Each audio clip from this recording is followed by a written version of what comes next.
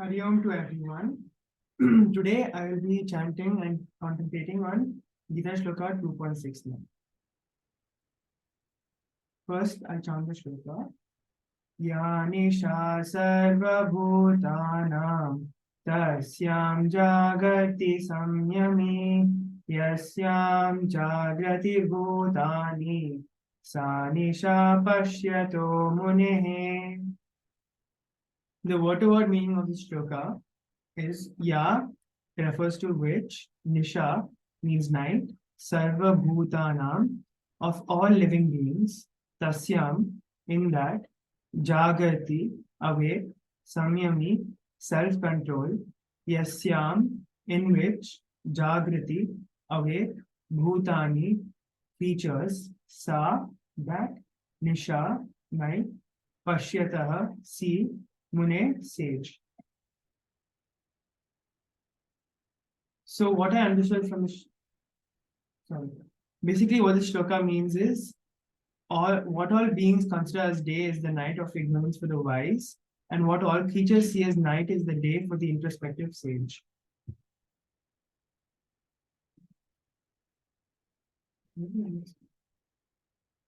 So basically what I understood from this shloka was everything that we see around us is how we look at it.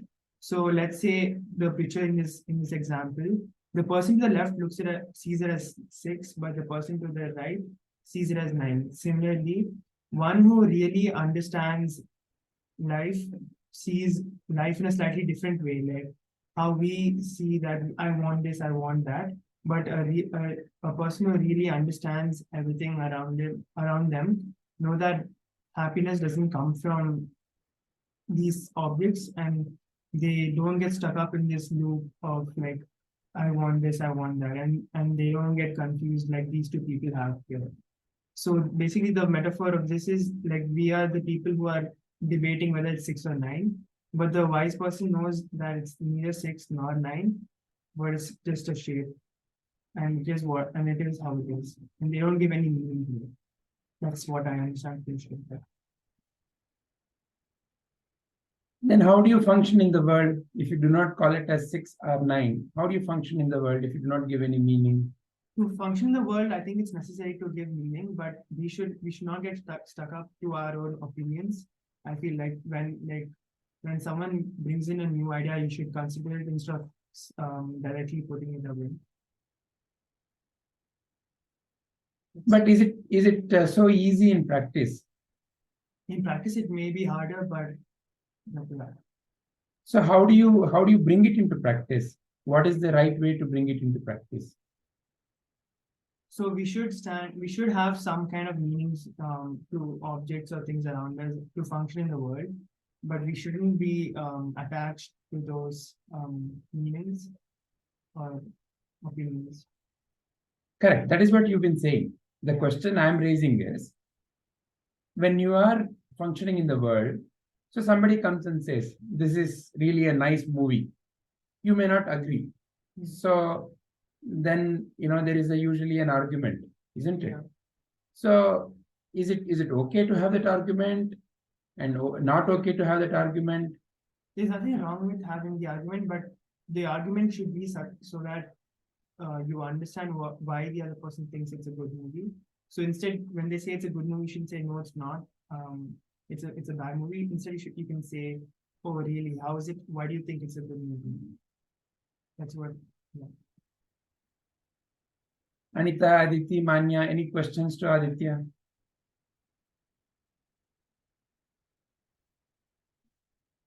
Are you there, Anita, Aditi, Manya?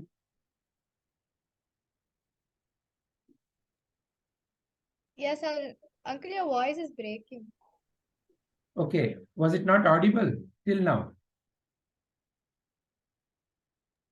No, it was audible. It was clear as well. Only at some parts we just lost the voice. Okay. I think we didn't get the last sentence.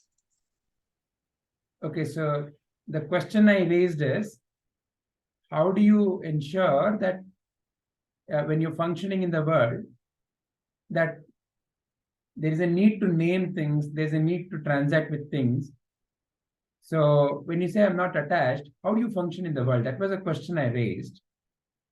Was the question audible to all of you? It was audible. Okay. Also, the answer Aditya gave after the question was also audible. Okay, all right.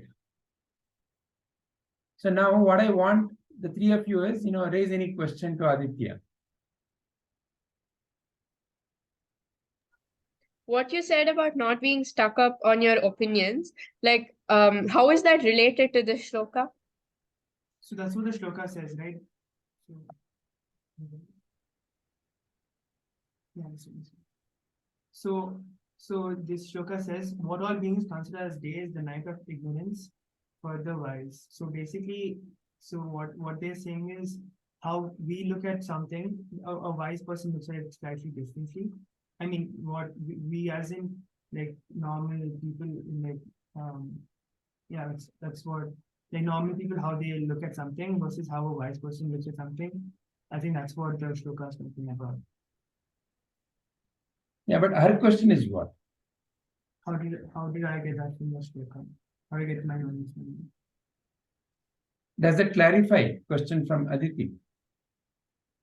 Not really, uncle. Like, I wanted to know, because you said that we shouldn't be stuck up on your opinions, and you should be open to others' opinions. How is that related to like people, like normal people and the wise people? So a wise person, like generally they're not stuck up on their opinions, and that way we learn more. Is that clarified? So you're saying that a normal person is generally stuck up and like they don't get to finally get the answer? Exactly. We're like so associated with our own opinions that we have like we tend to have like a bias towards it, and like many times we lose up on learning something the other person wants to tell us about. Okay. Thank you. Any question from Anita? No questions. How about Manya? No questions. I clearly understood Aditya's point. Okay. The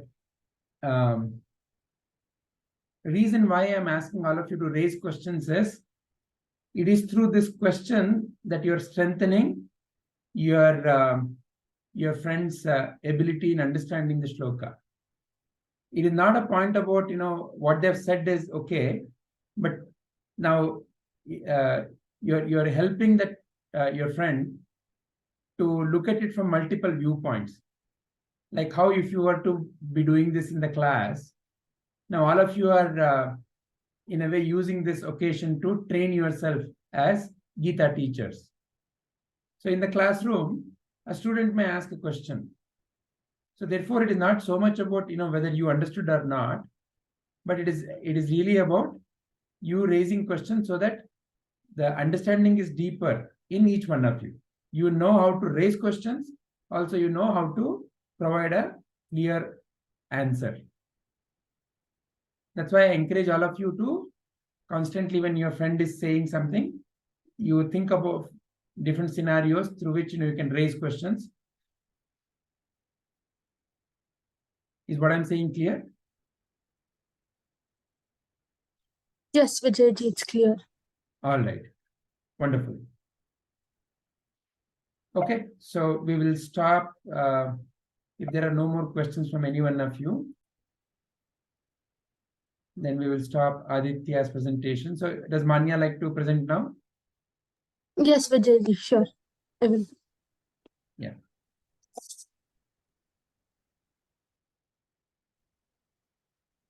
So,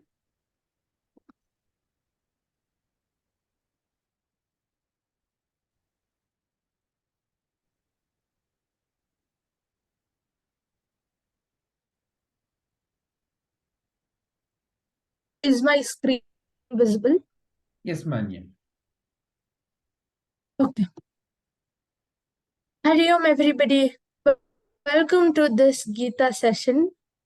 Today, we are going to contemplate and learn the meaning and the shloka, that is Bhagavad Gita shloka 2.69.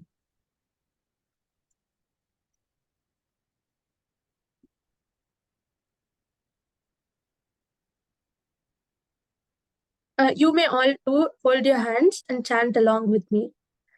Ya nisha sarvabhutanam tasyam jagarti sanyami yasyam jagrati bhutani sa nisha pashyato mune.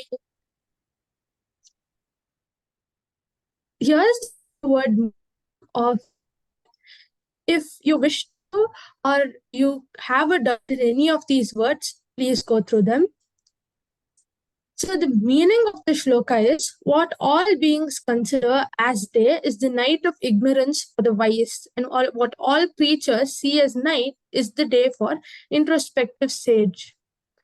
So in this shloka and in many Bhagavad Gita shlokas, you find instances where such words are used. But these words are more of metamorphical, and they shouldn't be understood in its true or its exact sense. Like day and night does not mean day and night that the world sees every day. But as I said, you must see it as a metaphor. So we know day and nights are opposite. So what do we relate to day as? We relate day to something like success. Like suppose a person becomes successful all of a sudden, we say he became successful overnight. So similarly, day is usually related to success. So what do we usually, at least ordinary people, think of success as? A secure job, or a high paying salary, or a good car, or a good house. All of these things we see as success.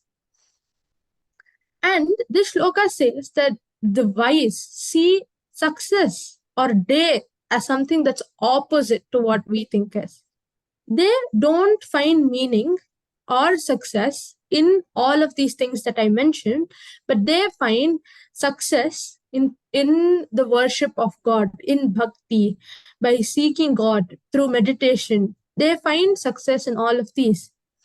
So why do we so is it wrong to say that whatever we following in life, let's say a person is running towards the success that he defines, that is a house or a lot of money or a good car, so is all of that wrong?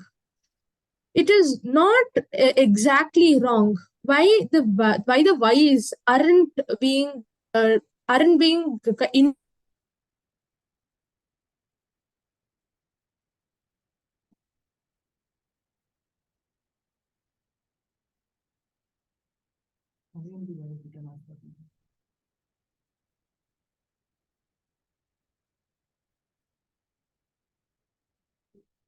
find from them is situational. It's just for that time being.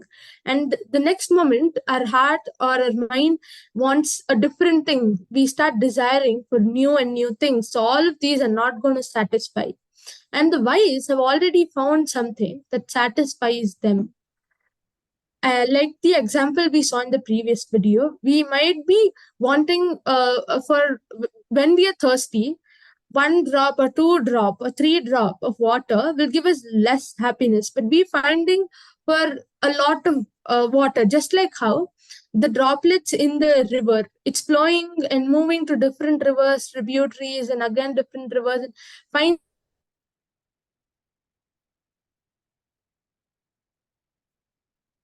seeking for happiness. But finding happiness is something fundamental which we can't change.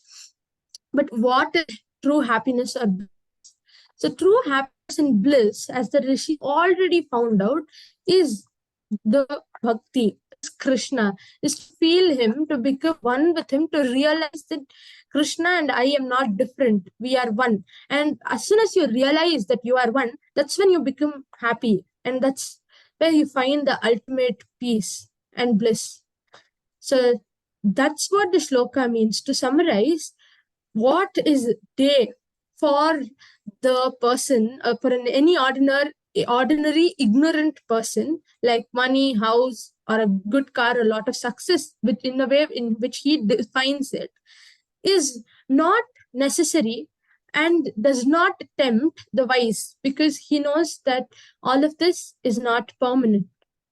Similarly, meditation or Krishna consciousness or chanting the Bhagavad Gita shloka or leading a life of the ascetic, all of this may sound like night. It may sound as if they have nothing better to do in life, like failures. That's how an ordinary, ignorant, completely ignorant man would view as.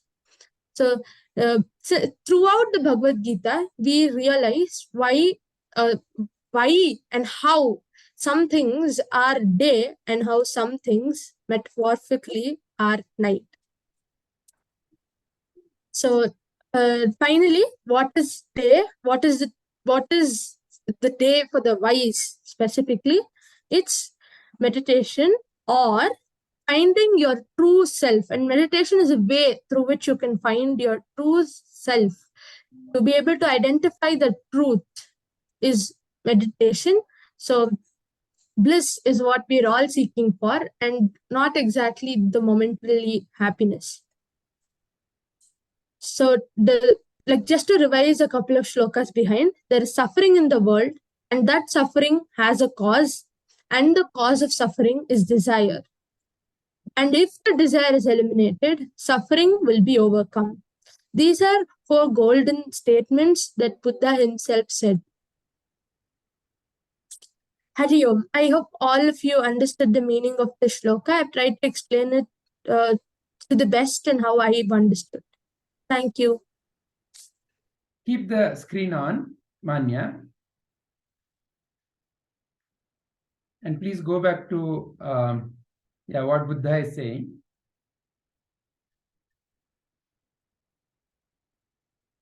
So, if let's say the root cause of suffering is desire, then is the current presentation that you're doing, is it not a desire?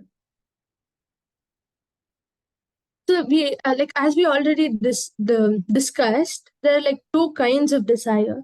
One is the selfish desire and the other one is the selfless desire. So we learned how selfish desires always lead to suffering, and selfless desire can never lead you to suffering, and they always lead you to a better state of mind, to a better state of peace, and you will in the end find peace and bliss, and even through the process you can enjoy that happy state of mind. So there are 2 kind of desires. One is the selfless, where you want a car or a house. That's all selfish. You want to be a doctor, it can also be selfish. But then the moment you change them to selfless desires, like I want to treat the sick, I want to eliminate their suffering to the best level or the best of the way I could possibly do, then all of that becomes a selfless desire, and that would lead to happiness. For the wise, the selfless desire is definitely to, since like they always say, Sarve Bhavantu Sukhinah, all the wise men say that. Let all the living creatures be happy. Let all of their suffering be eliminated. So here, the kind of desire that Buddha is mentioning is definitely the selfish desire or the desire for materialistic things. All right. So let's see what questions our friends have, and then I'll also come back. So this slide basically, it kind of connects the previous shlokas and also the Buddha statement to the shloka, but mainly the shloka's meaning is, as I explained, what's day for some may be the night for the wise. Excellent. Aditya, what is your question for Manya? I see everything. I don't have anything right now. Okay. Anita, you have any question for Manya? Uncle, I don't have questions, but about the desire thing, I don't think a desire can be selfless. Okay, can you elaborate the question and let Manya justify? Desires they're basically things that we want, and when we first desire for something or feel a want for something, that's because we feel that there is a physical benefit. For example, treating the sick people, a lot of people do believe in karma, and they do feel that if they do good to others, they will get it back. And for a lot of others, when they do good to people, they feel happy personally. So I don't think there is any such selfless desire, because every desire or want that we have is because of something that we are getting from it.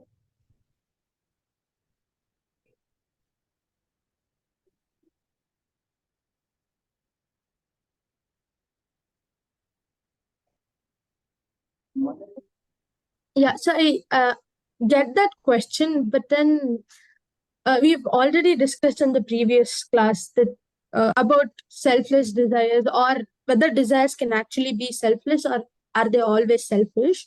So I wouldn't go into that debate again, but I would just want to ask you one question.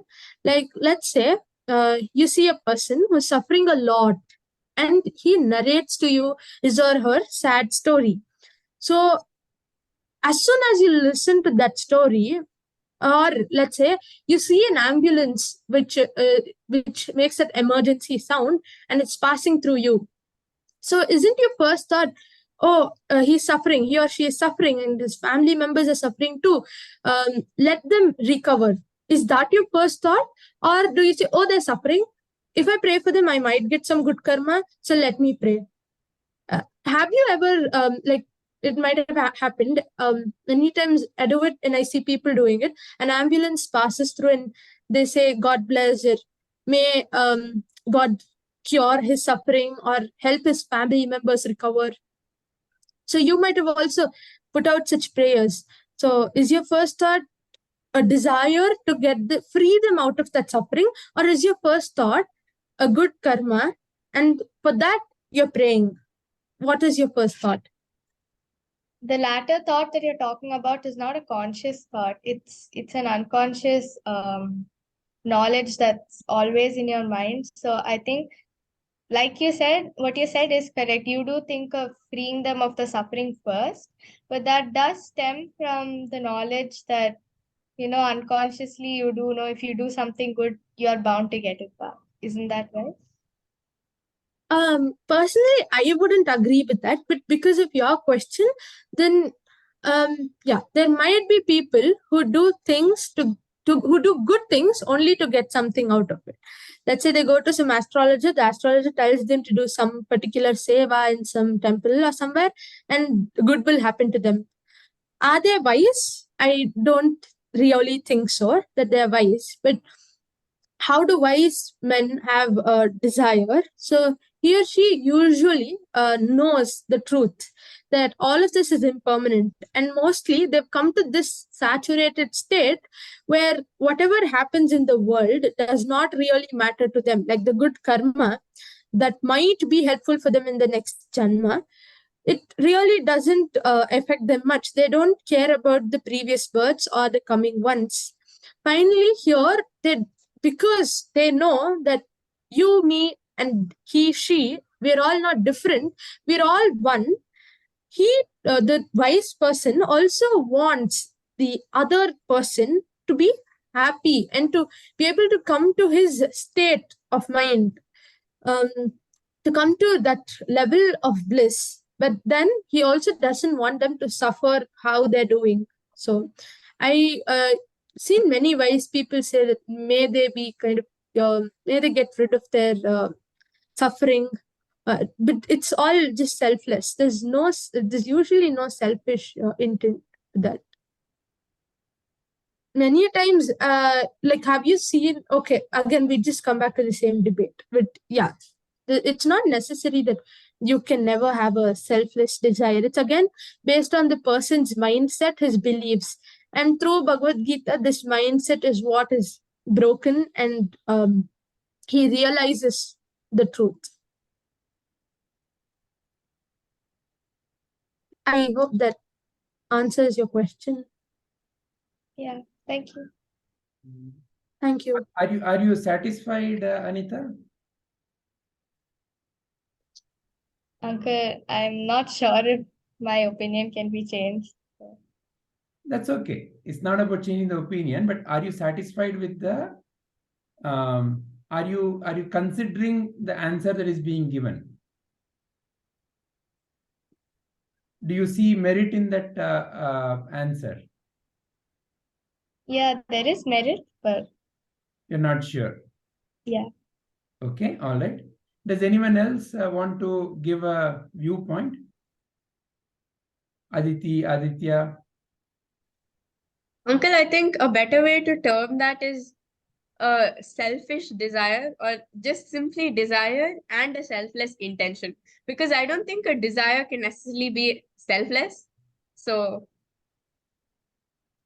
How do you, what is the difference in your mind between a desire and an intention? Uncle, I feel like the way the word desire is used, it's for it's a very strong meaning. So mostly it is for yourself. When you want something, when you want to get something out of someone or some object or something, and I feel like that is more like personal. It doesn't always have to be like selfish, but I don't think we can call a desire selfless. But the way the way Manya was explaining selfless desire, I feel that's more of a selfless intent, like intention, like you're trying to help someone for their own good, and you're not thinking or imagining anything for your own benefit. But I feel like that it's not a desire. That's not something that you would term as a desire. Okay. So you think there is a difference in the meaning between desire and intention. Okay, what is the outcome of an intention? Uncle, I feel like that depends on the intention. So, like Manya was saying, if there's an ambulance passing by the road and you pray that that person's suffering is overcome, or like the person gets all right soon, I feel like that is a thought that comes to your head because you genuinely want that to happen to the other person. That is not necessarily a desire, because you're not necessarily doing anything for that to happen. You're just praying and you're hoping that it would come to that person. So it's just a selfless thought or an intention. But I feel like desires are when so someone is sick and you feel like you have to be the one that helps them, or if I help them I will get something good. I feel like that is more of a thing that you would term as a desire. All right. Let's clarify that a little further. But let's also listen to Aditya said he has something to share. Yeah, I feel fundamentally what desire means is something you want, not necessarily for yourself, but yeah, something that you want. So at the end of the day, the intention you have behind that particular desire defines whether it's selfless or selfish. Like coming back to what Manya said, so I feel even like how Anita said, we know that we get karma from helping others, but that doesn't mean having the knowledge doesn't mean that's our intention behind an action, right? So we can have the knowledge, but that may not be our intention.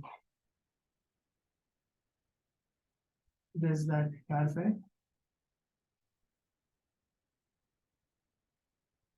Anita is not yet sure. Okay, so first let's understand. See, when we are understanding anything, most often it is the words and clarity about the words and their meaning is what we need to have.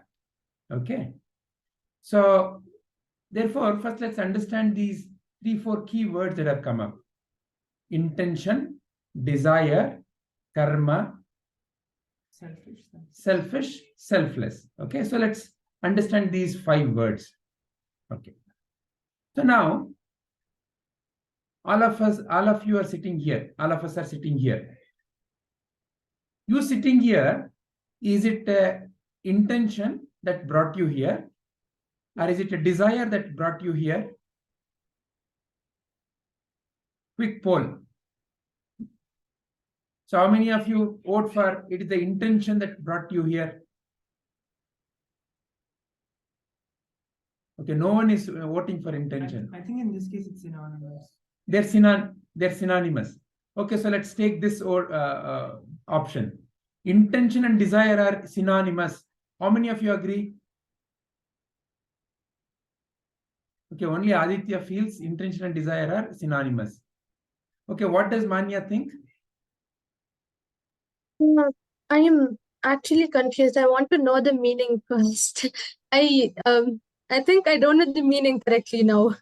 Okay, I think I thought I don't know, maybe I should just check the meaning once. okay, all right. Let's, okay, why don't we all just quickly bring up on the screen? Who wants to bring it up? Maybe Anita, can you share your screen and bring up the meaning of intention? Yes, uncle, 1 minute. Yeah.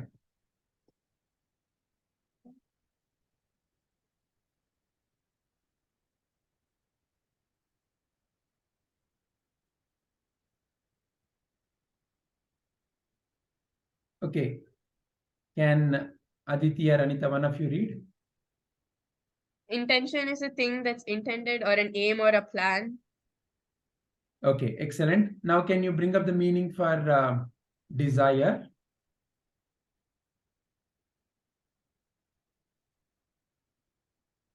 A strong feeling of wanting to have something or wishing for something to happen. Strongly wish or want for something. Correct. So, what is that both of them are telling you? Manya, do you have any other meaning? Do you agree with these two dictionary meanings for now?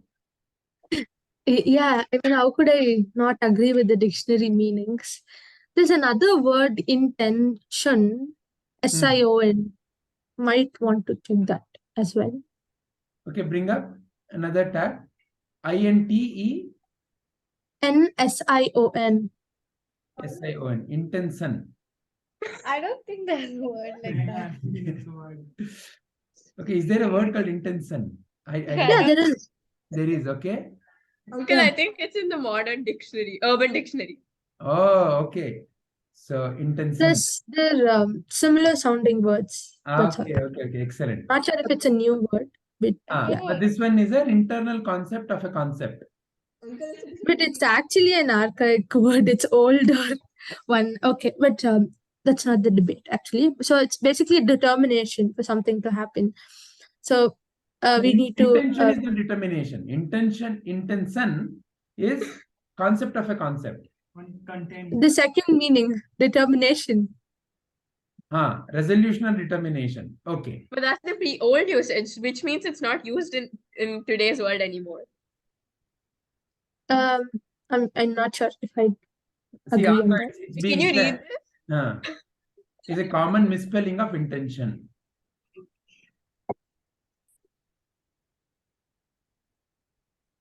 Intention with an S. Yeah. And intention should be used in technical about the discussion. meaning of language or semantics. Okay, that is Yeah. what essentially we are discussing. See, we are discussing intention of intention. Understand? What intention means semantics. What is semantics? What does a word particularly really mean? What is the meaning of a particular word? So anyway, let's keep this. Let's come back to the intention. Intention is an aim, correct? Aim means what? Aim means what? Goal, like something that a final result. Something. Has it happened? No. So it's always in the future, correct? Okay. Now let's go to desire. Has a desire have an aim also? Desire means a aim, right? Has it happened? A desire has it happened? No. But you want it to happen. Agree? So, intention and in desire, in both of them, you want something to happen. And something to happen in the future. I wish I had an iPhone. I wish I had jamun. I wish I can help somebody by maybe, say for example, by healing them. So all of these are something that you want to happen in the future. Is that much clear so far? So whether it is intention or desire, in both of them, there is something that you want to happen and that something is in the future. So purely from that sense, intention and desire both mean the same in that sense. Do you all agree? Manya, if you can be unmuted and yeah, you can participate faster. Do you all agree, first of all? Am I audible to? Yes, Uncle. Okay. Yeah. Okay. So something to happen, hasn't it happened, is what you're calling as a intention or a desire. However, there is a strong attachment to that outcome in a desire. Intention also can be similarly strong. You can have a very strong intention.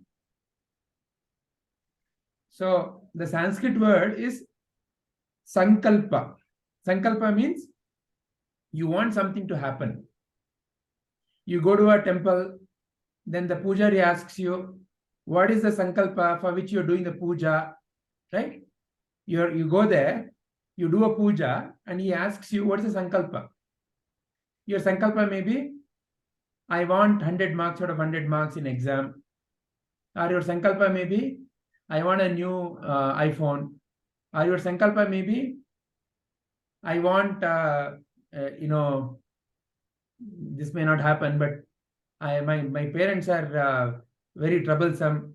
I wish they get better sense. So something like that could be your sankalpa. So any of this is something that you want happen and you're wishing for it. So has it happened? Not yet. Is it you who has to work for it? Is also not necessary. In either intention or desire, the desire can be, I wish I had an iPhone. Okay, see, today, none of you are working and earning money yet, but you have a desire. I wish I could get an iPhone. Will it just fall? Somebody has to work for it. Somebody has to pay for it. But then when it materializes, when it comes to you, I got it. I got my desire fulfilled, is how you will express it, isn't it? So in either intention or desire, it is not necessary that you have to work for it. So that much has to be clear, first of all. Now that is a clarification between intention and desire. Then let's focus on the next thing, selfish versus selfless. Now, in any intention or in any desire, who are you wishing it for makes it either selfish or selfless. Now, behind my wishing or behind my desire, I have one more desire that if I wish like this way, I will get good karma, which makes it naturally selfish. Whenever there is I want something out of this, I want something out of this, makes it selfish. So I want to eat mango. I want iPhone. May this person be healed. If this person is healed, God, send this many good karma points to my account.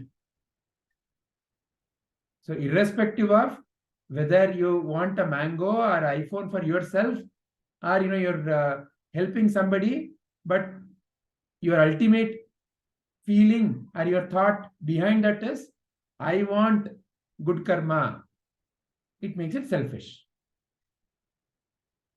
Means what? You have an expectation out of that desire. You want something from that, which means that you will have to wait for that. So it's something that hasn't yet happened, but you have an expectation, so you have to wait for that. So this is what is called as a selfish desire or a selfish intention. Now, what is a selfless? Selfless is, may this person be healed. That's it. That's all the feeling is. I want good karma, or I may get good karma, or I may even get a bad karma. Doesn't matter. I have no expectation. I have no expectation of the fruit. I have a very clear expectation of the aim. See, we already have contemplated this in 2.47, right? Shri Krishna said, Karmanne vadhikaraste ma phaleshu kadachana. What does it mean? It means that you have the right to do the duty, but not the fruit of the action. To do the duty, you will simply not do something. You will have an aim, isn't it? So the aim, you can either make the aim a selfish aim or a selfless aim. When your aim is selfish, you are caught up in the loop, which is, if that aim is fulfilled, you feel rejoiced, you feel excited.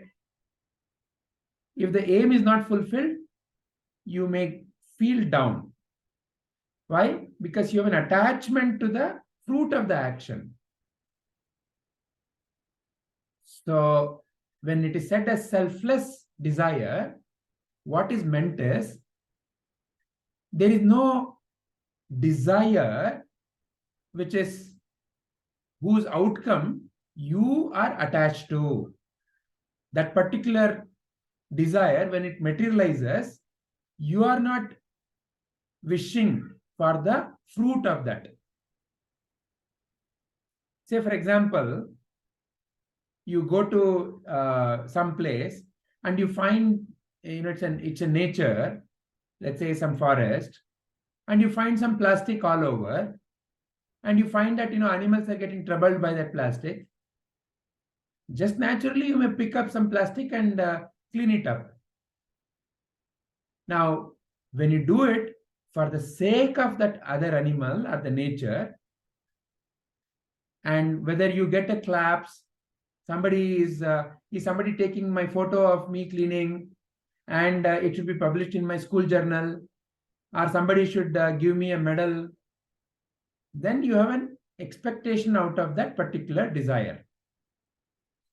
Any such expectation binds you to that loop, and that makes it selfish. Is the distinction clear? Is the distinction between intention, desire, and the distinction between selfish versus selfless, is it clear? Yes, Vijayji, it's clear. Okay.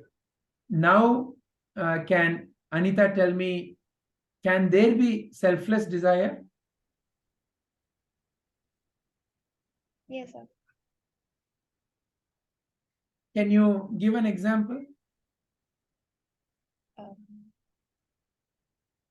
Uncle, like you said, cleaning up a place or even helping someone, like in our class, helping people when they're having trouble with a certain question and you help them, it's not because you expect them to do something back to you, but because you just feel that, oh, this person needs help and I know it anyway, so I can help the person. Excellent. And that, why are you doing that? Tell me. Is it because somebody told you it's a good thing to do? Is that why you're doing it? Doesn't it naturally come from within?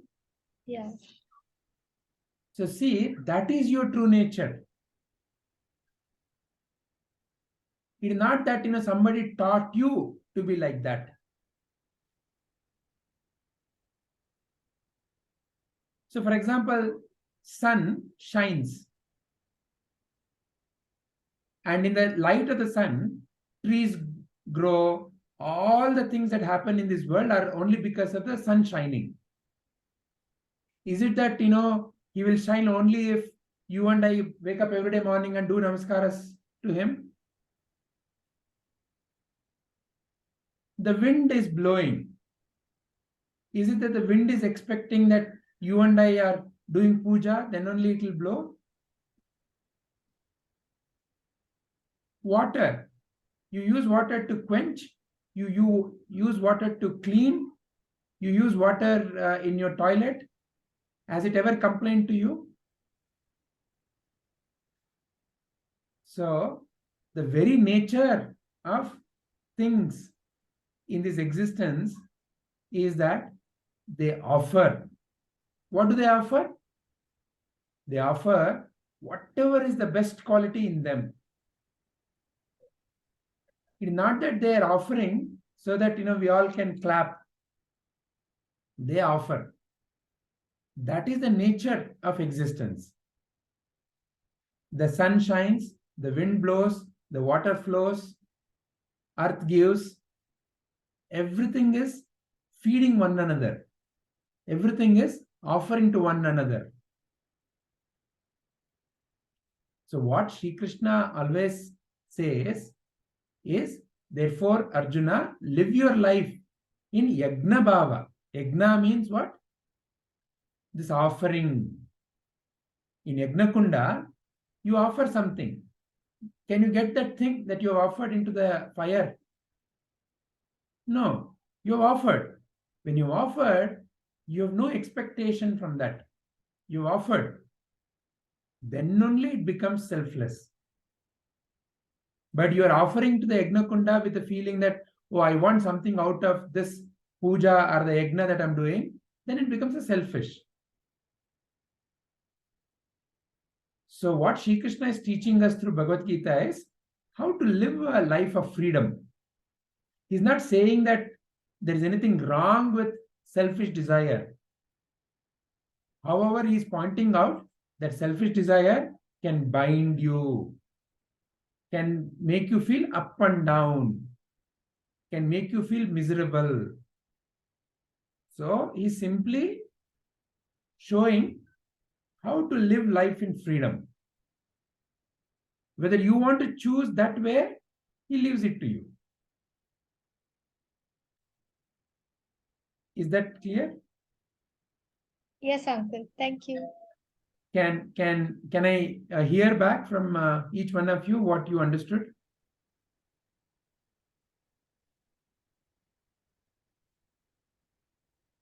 Let's start with Anita. Uncle, so desire is when you expect, selfish desire is when you expect when you do something and you have an expectation out of it, you want something back for yourself. And at that moment, it becomes a selfish desire. But when you do something because you just wanted to do it to help the other person or help anything, it becomes a selfless desire.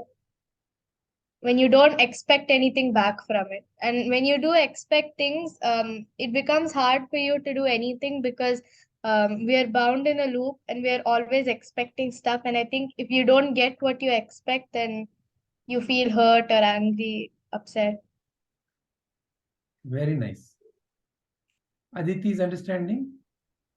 Uncle, I feel like the classification is now based on expectation. So anything that you expect, no, like when you expect something back from a desire or from an intention, that is when it becomes selfish. And when you just want it to happen for that person's good or just because you felt that way, that is selfless. So I feel like expectations is the main basis for like everything.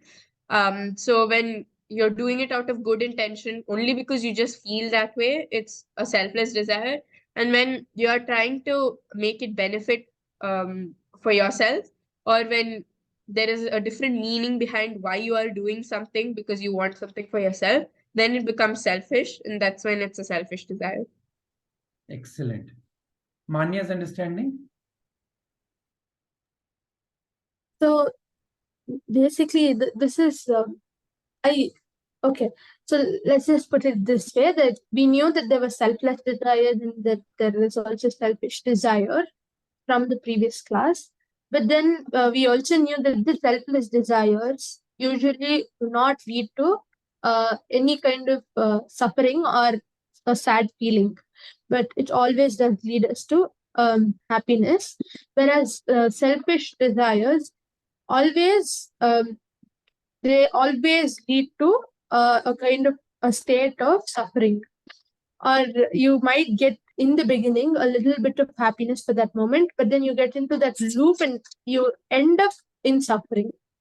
So basically, to the question whether there is a selfless desire, is it possible? Then yes, it is, based on the explanation of whether this outcome that you seek, is it for your benefit or for the benefit of others? And selfless desire, you always comes naturally to a person, but sometimes due to the society per se, or the environment, be it school, office work, etc., etc. Somehow we might either forget, like we might be not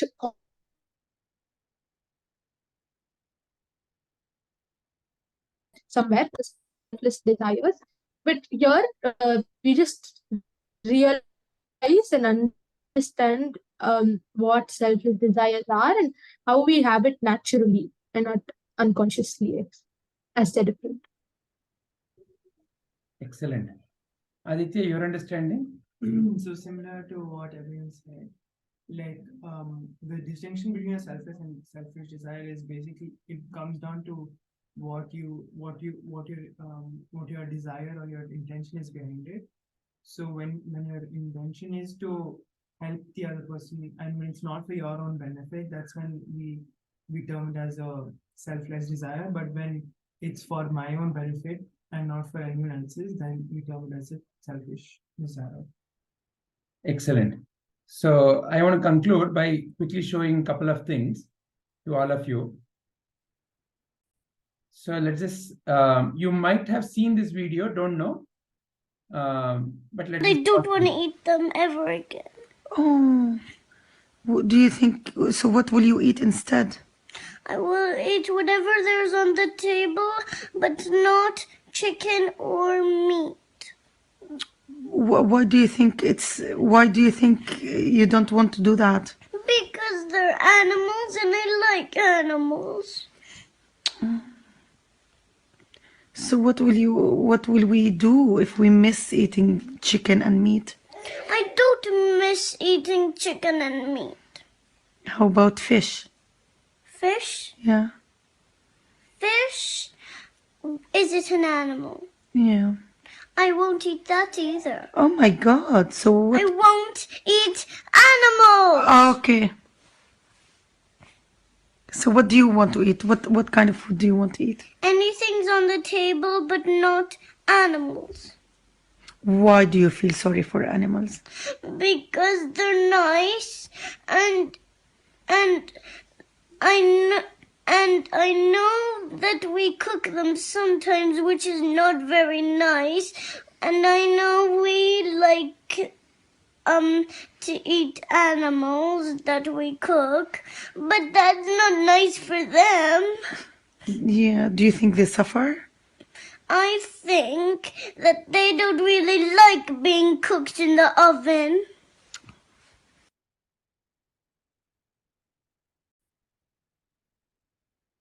So what do you make out of from this video? Is it at all connected to what we are discussing?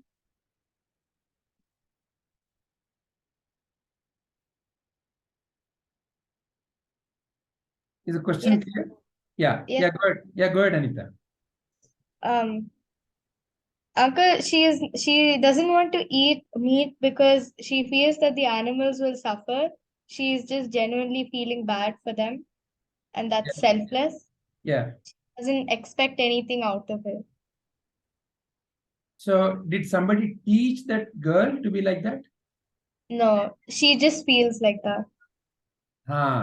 So can you recognize that such feelings are quite natural in each one?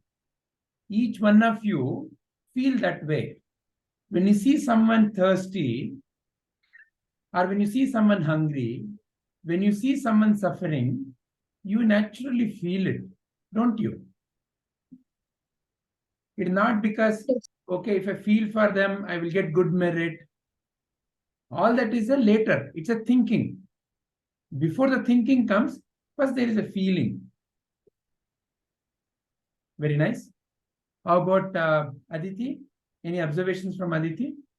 Uncle, very similar to what Anita said. That's what I understood from that. Okay. Manya?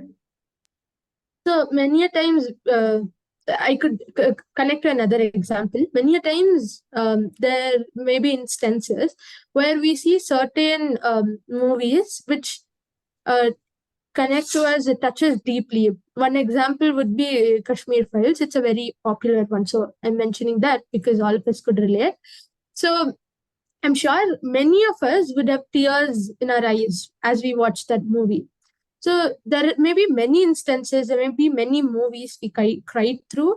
So what I understand here is when you see someone suffering, you can actually feel the pain or the suffering that they are at that moment. It may not be to the same intensity, but very mildly, you can still feel what they're going through. You can understand their pain, and that's why we react that way. Just like how this girl, she could understand, she might not be able to explain why exactly she thinks that it's not good for animals to be cut, eaten, and fried, or similar things. I am not sure. She might not have gone to some slaughterhouse, but she still does know that all of this brings pain, all of this brings suffering. She hasn't seen them. But we can actually see and feel their pain because we are all one. So that way, we have selfless desires, just like how this girl had a desire to free the animals from the suffering. But as adults, not all, but few of us might say that what difference can it make if I alone stop eating non-veg or I alone stop eating such food? There's no difference that might be created. It's only a matter of few animals. And if I don't eat it, somebody else would want to eat it and they'd still kill that animal. But it is this kind of societal mindset that needs to be broken. I feel this is more of a reason we give to ourselves when we come across such things and we feel it's hard for us to go on the right path. We start giving reasons, and this is one of them. But this child, she completely understood it, and she could feel it to a greater extent because society hadn't yet made her mindset so strong. So that's the reason she did all of that and said what she said. Very nice. Aditya, you have anything to share? Okay. So to summarize, see, aim, desire, intention are all one and the same. It is about something that you want to happen when in the future. And for that, action has to be performed. Now, who performs the action? That's not the question. But action has to be performed. Then the fruit happens. So selfless or selfish is not based on the aim, it is based on the attachment to the fruit. When there is an attachment to the fruit of the action, it becomes a selfish. Is that much clear? And this is the constant cycle that is happening. Aim, action, fruit. You desire for something, you act for that. When you get it, you feel happy. When you don't get it, you may feel sad. So this is the loop that is going on. That is why when your aim is, see, for example, let's say you know how to cook for yourself. You know how to make some food for yourself. If let's say today there are 5 guests at your home and for whatever reason they don't know cooking and all the things are closed, it is later in the night, you are all very hungry.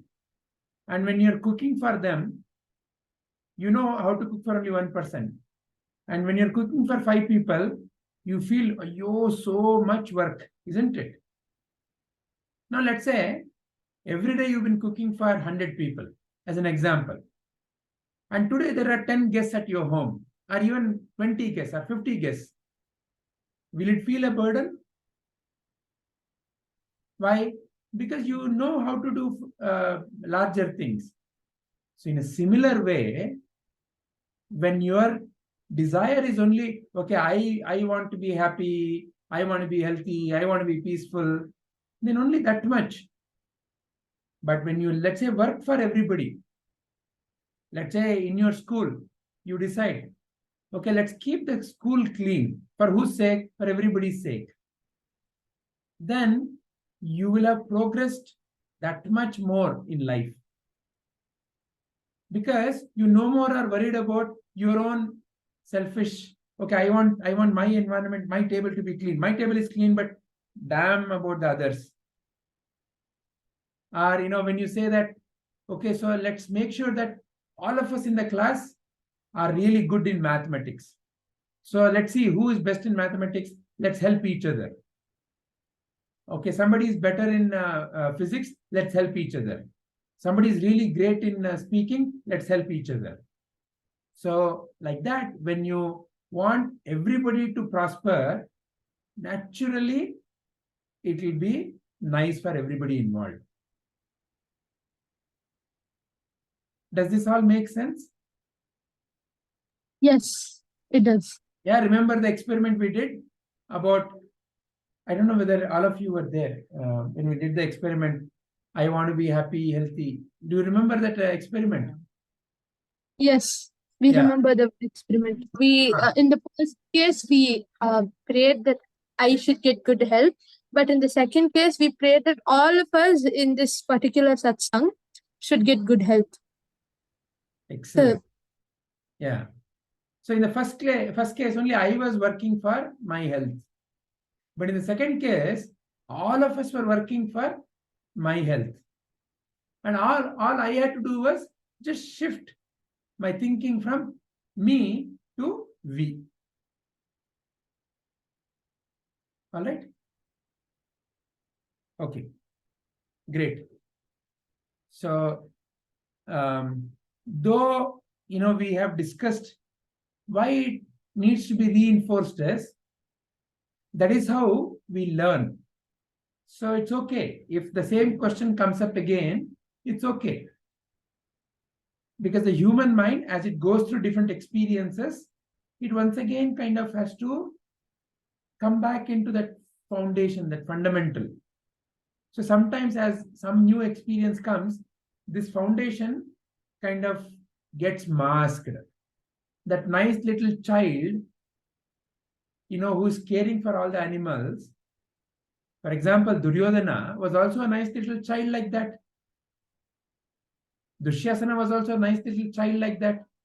Is there any child that you say is an evil child? Is there any baby that is evil baby? No. So what happens? As they're growing in their environment, different inputs keep coming to them. Depending upon the input, what that child accepts starts becoming their reality of life. So it's very important. See what Vedavasa Maharshi has done in Bhagavad Gita. He has essentially given the same meaning through 700 shlokas. What is the meaning? The meaning is all that is divine. One simple understanding. Everything is divine. You, me, this tree, birds, animals, everything is divine. And there is no separation. This world is one family. That's all the meaning is. Why did you have to do it in 700 shlokas, you think? There's a lot more than just that. That's just like the first basic, but it's like the iceberg. Like, as when you say it like that, it sounds like less, but then under that, when you contemplate more and more, you can understand more. Okay. What about Manya? What does Manya think? Why does he have to write it in 700 shlokas? Because all of this entirety, it may not be able to, we may not be able to express it in one shloka. Or to put it in a better way, it might be possible for Krishna to put it in one shloka, but it might not be possible for us who are so deeply rooted to the societal mindset to understand it in one shloka. So there needs to be an explanation behind each of the word he's saying. And also, Arjuna starts asking for different question, and Krishna goes on explaining why that is in the first place. So it's more of like a math formula. That is the truth. But the math formula's derivation is one part, and the application of the formula in different numbers and numericals is the second part. So Krishna not only gives us this formula, but also gives us the derivation and also gives us these example problems. So both of these put together is the 700 shlokas. Very nice. Because the Bhagavad Gita is not necessary to a newborn child, because he already knows all of that. But as we get older, we get into this societal mindset where it's needed, like it's more of like a thick wall. So you need to keep hitting it to break it. In one hit, you might not be able to break that wall. You should keep on hitting and hitting, and that's what the Bhagavad Gita is doing through the 700 shlokas. Very nice. Anita, Aditi, your viewpoint? Uncle, I agree with that, with what Manya and Aditya said, but I also think that the same line can have different interpretations, like not necessarily interpretations, rather usages. So that same line can help you in so many different ways, and this helps to expand that knowledge. Okay. Aditi's view? Uncle, I feel like this is what we consider the eternal truth, and there's a lot to learn from it. It's not just like how she said, it's not just one usage for one example or some situation. Like it can be used in any part, any time or phase of our life. So I feel like one shloka about that wouldn't give justice to how useful this information can be in your life. And so explaining from each perspective or how you can use it helps people understand it better. Excellent. All of you said it so well. Human mind is a storehouse of impressions. And the example that Aditya gave of an iceberg is how our mind is. There's only little that you see above the water, but beneath the water, there's a deep iceberg. So like that is our impressions in the mind. And until the impressions are clean, we tend to get into a wrong logic of life. So the right logic of life is what Sri Krishna is giving. And because as we go through life, different experiences come, the different experiences can mask the right logic. The same child who is saying, I feel for the animals, may end up becoming a meat eater. Why? Because the child may one day forget the niceness, in the sense that experiments with eating different food habits and finds it very tasty to the tongue and may get attached to the taste of the tongue. So like that, different situations of life can morph the fundamental niceness. So therefore the mind is mighty, and the mighty mind has to be mastered through repetitions. You did not learn how to walk one day. One sudden day, you did not say, okay, now I'm crawling, now I'll start walking. It didn't happen like that. You may or may not remember. Many of you may remember. Yeah, or if you notice children, how they walk. First, they learn how to fall on their stomach. All of you have done it. First, you learned how to fall on your stomach. Then you learned how to kind of pick you up, and then slowly build your muscle strength, and then start crawling, and then one day you start balancing, and then it takes some time. So like that, it has taken a long journey. So like that, repetition. All right. Very nice. So shall we end our today's session? We'll end it with the prayer. Aditya, will you lead us through the prayer?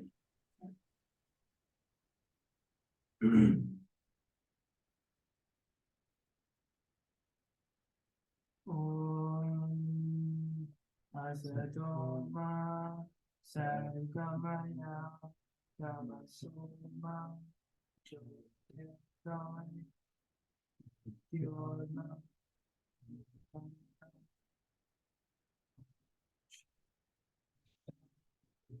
Shanti.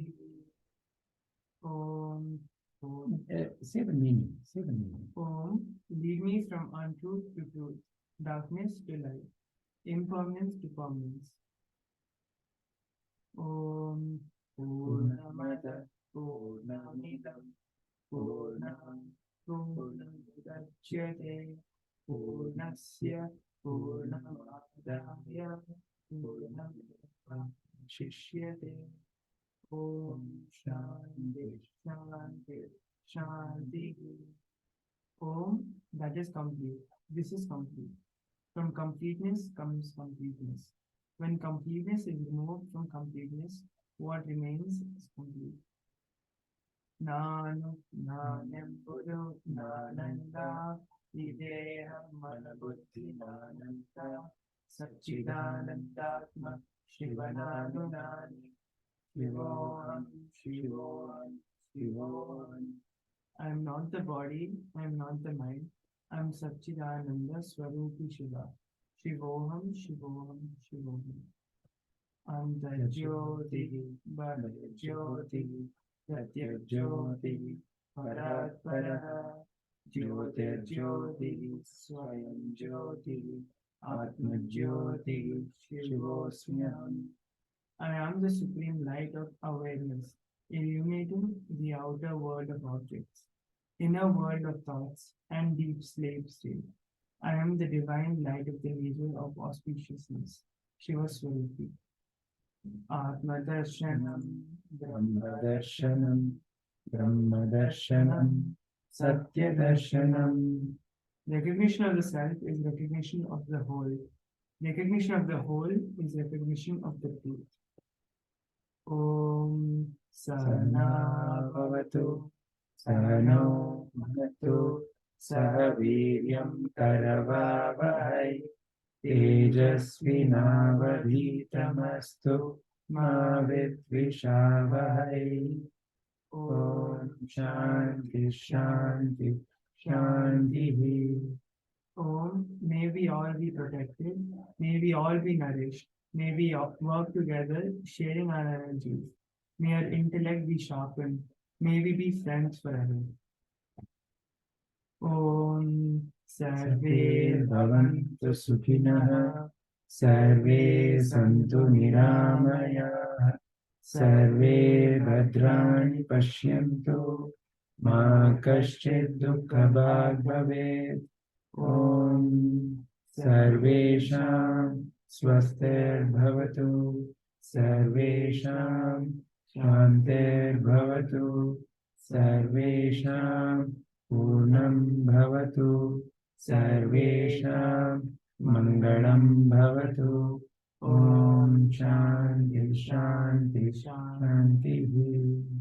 Om, may we all prosper, be happy. May we all be free from illness. May all see what is uplifted. May no one suffer. May there be well-being in all. May there be peace in all. May there be completeness in all. May there be auspiciousness in all. Loka Samasta Sukhino Bhavantu, Loka Samasta Sukhino Bhavantu, Loka Samasta Sukhino Bhavantu. May all beings be happy, healthy, and peaceful. Hari Om Tat Sat.